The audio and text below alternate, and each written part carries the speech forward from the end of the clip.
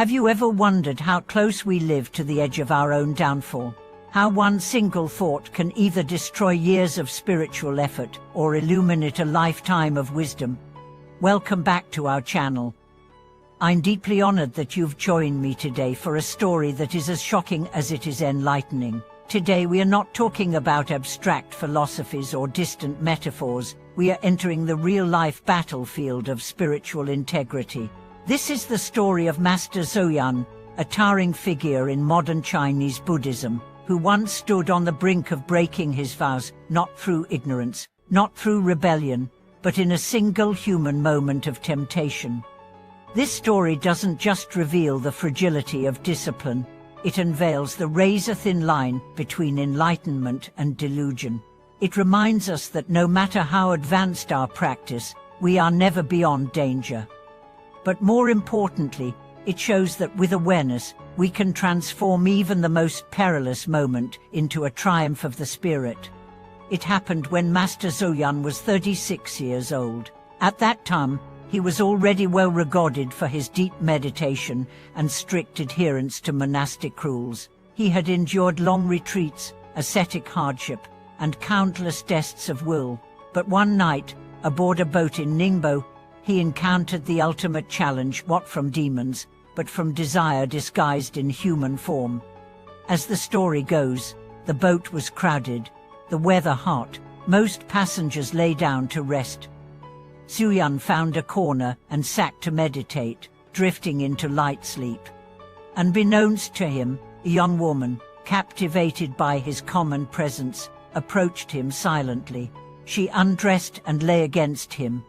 In the haze of slumber and the heat of the cabin, temptation was inches away. But Xuyun woke. In that pivotal moment, everything could have changed. One thought, one impulse, one lapse. A lifetime of cultivation could have collapsed, but instead, he sat upright, legs crossed, hands in mudra, and began reciting the shurangamamantra, the very mantra that represents clarity over confusion, truth over delusion. He did not push her away with violence. He did not yell, he turned inward. His silence was his sword, his concentration was his shield, his awareness was his liberation. And eventually, the girl, feeling the power of his unwavering mind, retreated. What happened here was not just a moral victory. It was a moment of absolute mastery over the self. A reminder that spiritual failure begins with one unguarded thought, and spiritual victory. It also begins with one awakened thought. Let's pause and reflect. How often do we assume that as long as we follow rules, we are safe? That if we chant, meditate, go to temple, we are spiritually immune? But true danger doesn't always come from outside. It arises within. It is subtle. It is seductive. And it often appears when we least expect it. This is why the Buddha emphasized right mindfulness as part of the Eightfold Path. Mindfulness isn't just a wellness trend. It's the guardian of your vows. It's the lamp that lights the corners of your consciousness when shadows arise. Master Xuyun's experience is a gift not just because he succeeded, but because it shows us what true practice means. It means that no matter how much scripture you've memorized, no matter how many prostrations you've performed, what truly defines your spiritual maturity is what you do in the unguarded moment. The quiet second when no one is watching. The late night when your guard is down. The sudden encounter that tests your deepest values. It is here that your practice is revealed, not in your robes, not in your chanting, but in your choices. Master Xuyun, who recounted this story, said bluntly, "The key to cultivation is whether you are master of your present thought." That sentence should echo in every practitioner's heart. Because what is a vow, really? It is a line drawn in the mind, a commitment made in the light, tested in the dark.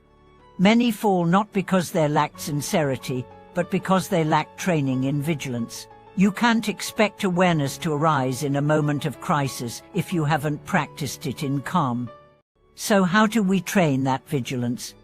We begin by observing our thoughts, not judging them, but watching them like clouds across a vast sky. We catch the spark before it becomes fire. We breathe through the impulse instead of feeding it. We bring the mantra, the breath, the bodhicitta into that moment. There's a saying, you do not rise to the level of your goals, you fall to the level of your systems. In spiritual practice, your system is your daily vigilance. And that vigilance is built in traffic, in conflict, in conversation, in tired moments, in hunger, in boredom, in loneliness. Every ordinary moment is training for the extraordinary test. Let's reflect on the modern relevance of this. In today's world, the temptations are endless. Not just physical, but emotional, digital, financial. A monk in Xuyun's time might encounter a woman. Today, you face thousands of images, messages, invitations in your pocket, in your hand, in your mind. If you do not train the mind to be still, it will be captured. If you do not train the mind to be discerning, it will be deceived.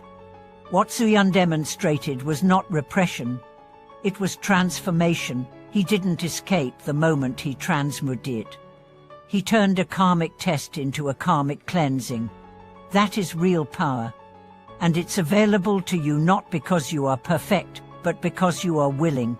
You may not be sitting on a boat in Ningbo, but your life is filled with moments of choice.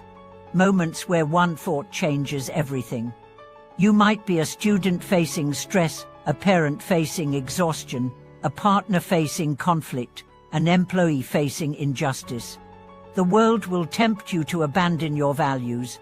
But if you remember this story, if you train like Xuyun, you will respond not with reactivity, but with rootedness. You will not be perfect, but you will be awake. And in awakening, you find the strength to make choices that align with your vow, not your mood. So what can we learn from Master Xuyun's story? That the battle for integrity is never behind us. It is always now. It is always right here, in the next thought. That practice isn't a ritual you perform.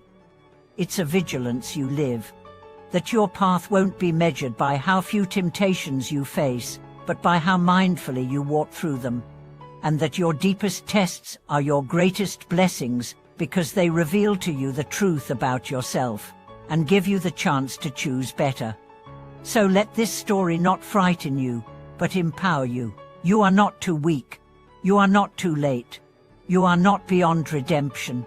You are one breath away from strength, one mantra away from clarity, one thought away from transformation. Thank you for watching this video.